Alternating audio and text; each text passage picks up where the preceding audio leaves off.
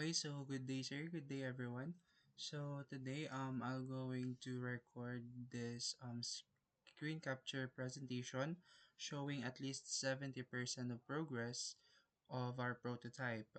So this demonstration, I'll explain the user flow and the completed panels required for the final project.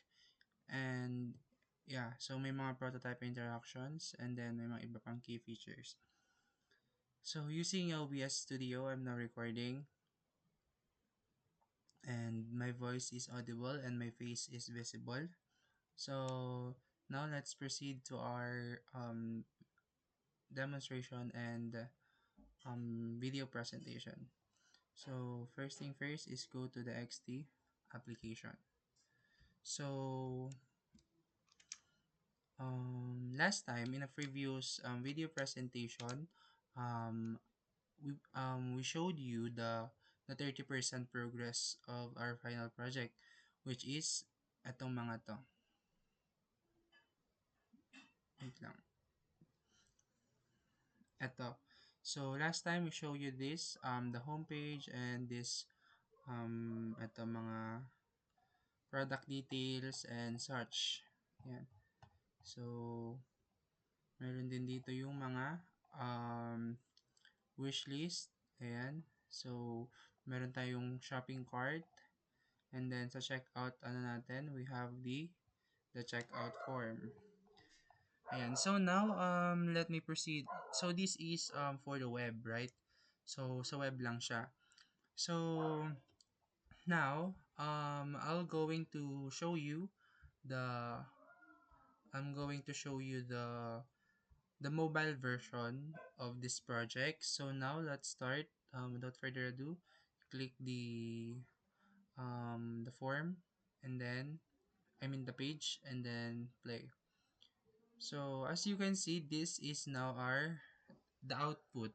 So we have here the notification, the help or the facts, or do we call this frequently asked questions, and then for the language and for my profile.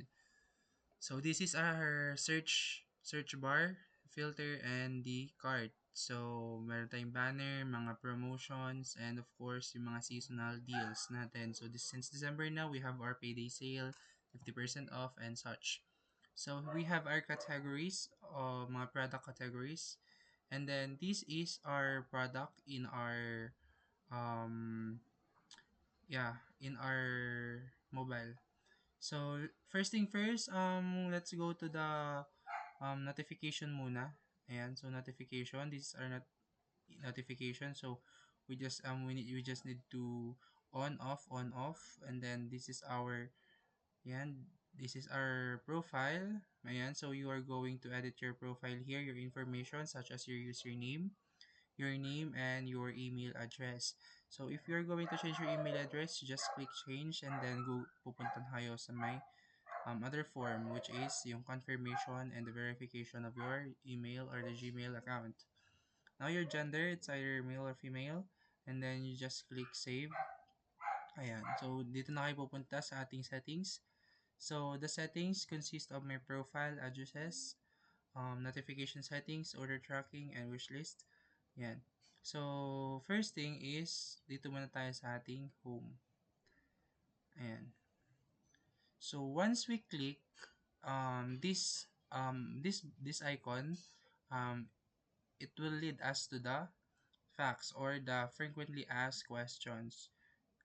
Yan. So ito yung mga frequently asked question natin. We have the questions and of course we have the answers below. Ayan. So next is we have our search bar. So here in search bar, ito na. If you're going to type in search bar, lalabas dito yung mga suggestions and recommendations ng mga product, brands, and such. So this is our dashboard sa search bar natin. Ayan, so yeah, okay na siya. Next is we go naman sa ating sa ating home again, and then let's see the product details. And so in our first product, we have we have the shoes, and then my wish list, medyo maliit kasi siya dito. Ayan. Wish list and buy now, add to cart. So may mga functions din to wherein ida-direct niya tayo sa ating form or sa next page na ating pupuntahan. So we also have our product descriptions and the product reviews and related items here dito sa baba.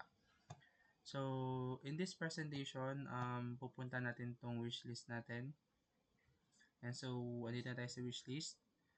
Ito yung mga yung mga items, mga products na hindi mo muna mabili-bili. So dito siya pupunta. You just need to click the wish list and then dito siya pupunta agad. Ayan.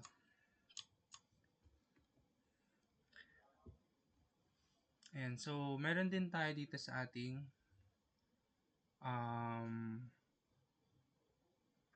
product details too. Ayan. This is our product details too.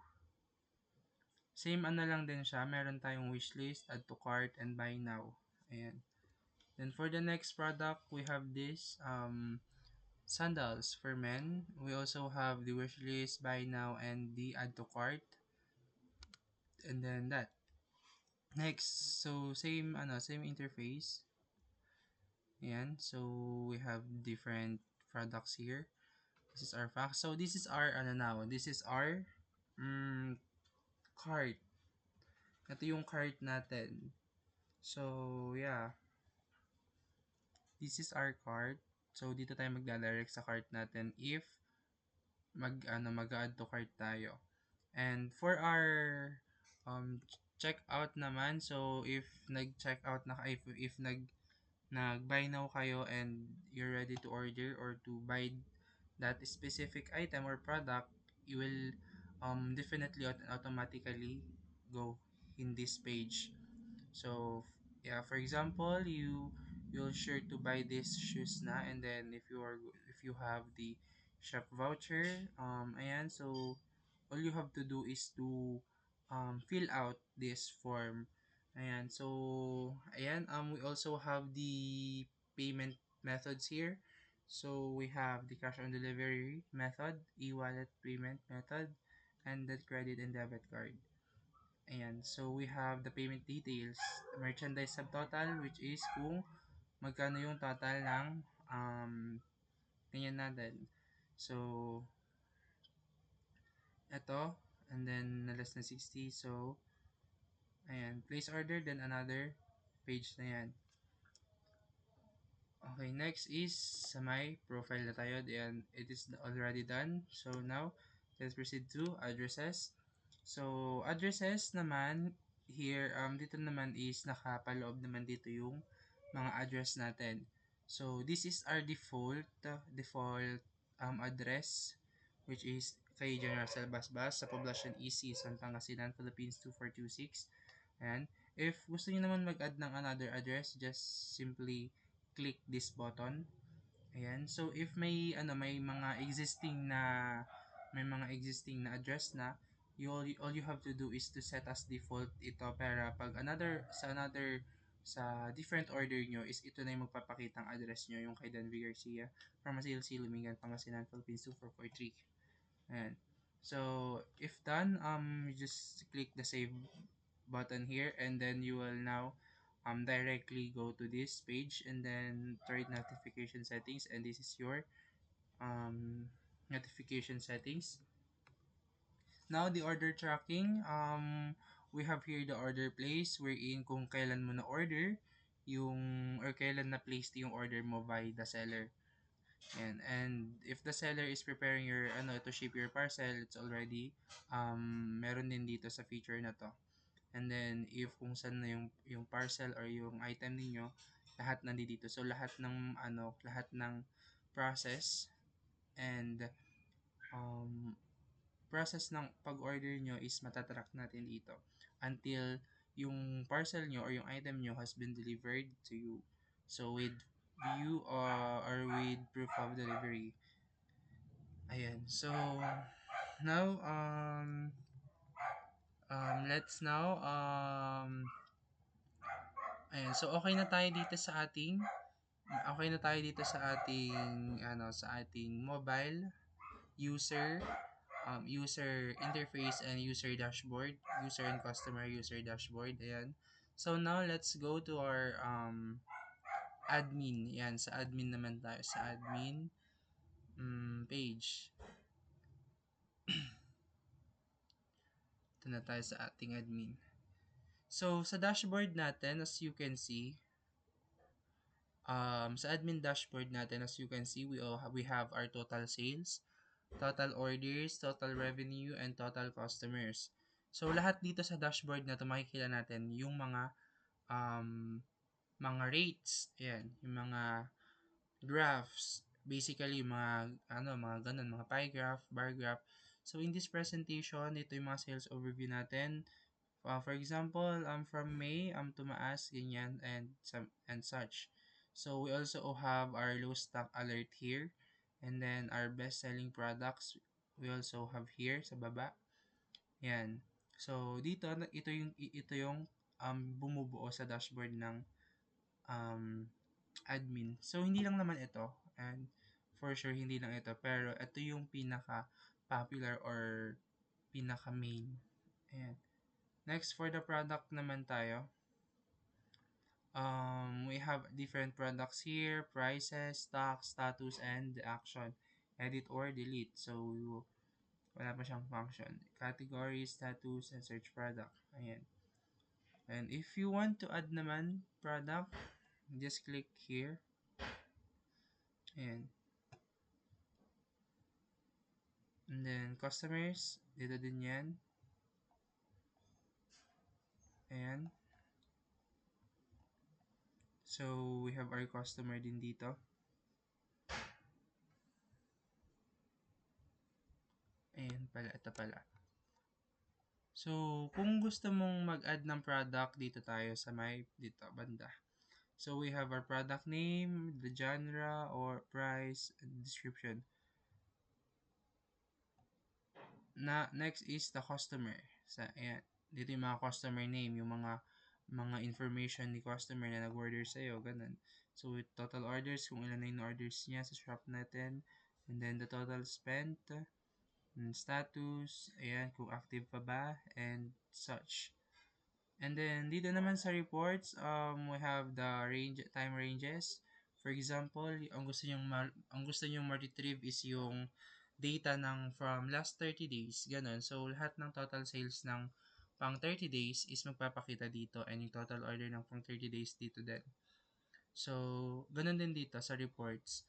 And kung ano yung gusto mo dito, kung for example, sales, promotion, such, yun. So, dito lahat yun. And then, the next one is the settings. Ayan. Dito naman, you are able to create or to change your passwords, account details, your name, your email, and contact number. Dito din yan. Sa payment method, yes. Okay na yan.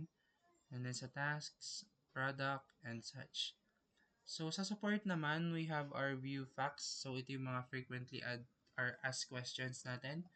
So, we have examples here. How do I create an account on DJ Mart? So, sign up. Ayan. And back tayo. And then, contact support. Ayan. So, this is our contact support. So, this is our contact information. Ayan. So, kung meron kayong mga reports and mga questions, mga inquiry, ganyan, you're allowed to contact us here. Ayan. Message us, call us, and such.